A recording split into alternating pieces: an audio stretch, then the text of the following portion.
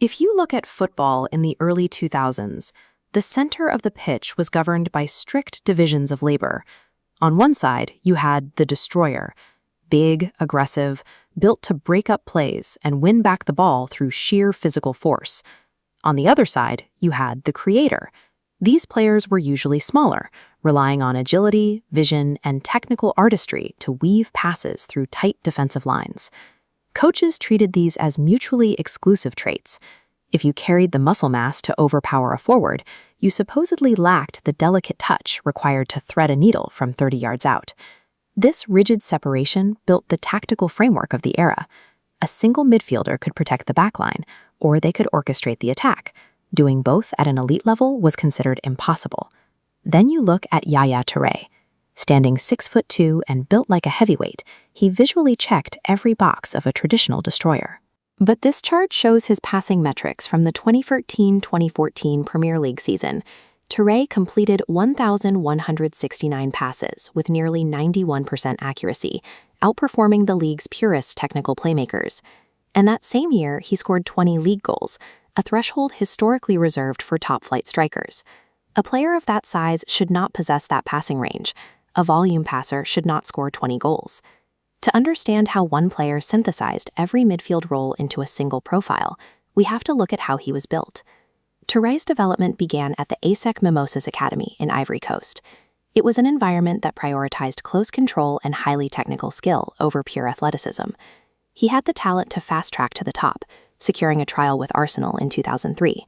But work permit complications derailed the move, forcing him to find an alternate route through Europe. This map traces his path over the next 4 years. Bouncing from Belgium to Ukraine to Greece and finally France. To stay on the pitch at these wildly different clubs, he had to adapt, even playing stretches as a lone striker. He never had the luxury of settling into one specific system. That instability forced him to learn the geometry of the pitch from every possible angle. In 2007, he reached the highest level of European football at Barcelona, playing under Pep Guardiola. Guardiola ran a system built on extreme, uncompromising positional discipline. This heat map illustrates exactly how Touré was deployed. He was instructed to stay deep, anchoring the midfield to allow others to attack, often sacrificing his own minutes to Sergio Busquets. His ultimate test of discipline came in the 2009 Champions League final. Due to injuries, Touré was pushed all the way back to centre-back, where he successfully shut down Manchester United's attack. Barcelona repressed his natural urge to push forward. But in doing so, they forced him to master elite defensive positioning. That tactical cage opened in 2010. Manchester City paid $24 million to bring him to England. Manager Roberto Mantini saw what Barcelona had ignored, giving Touré the green light to push forward. He became a surger. He learned to leverage his sheer momentum, carrying the ball from deep and running right through defensive lines that simply couldn't stop a player of his mass moving at top speed. This passing network from a 2011 match against Stoke City reveals his role as a metronome. He attempted 168 passes and completed 157 of them, dictating the entire tempo of the game from the center circle. This biomechanical breakdown illustrates his finishing technique, known as the Yaya strike.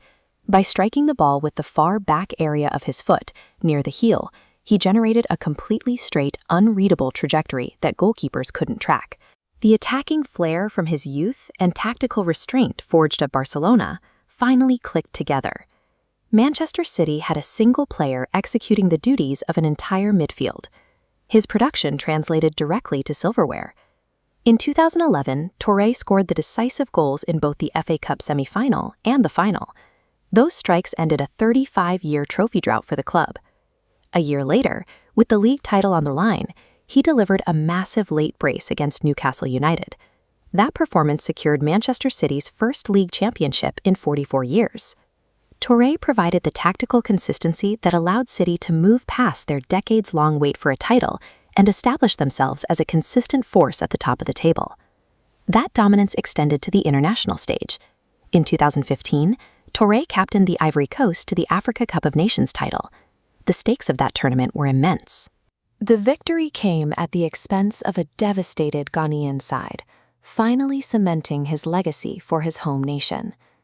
Touré demonstrated that the physical and technical requirements of the midfield could exist in a single player.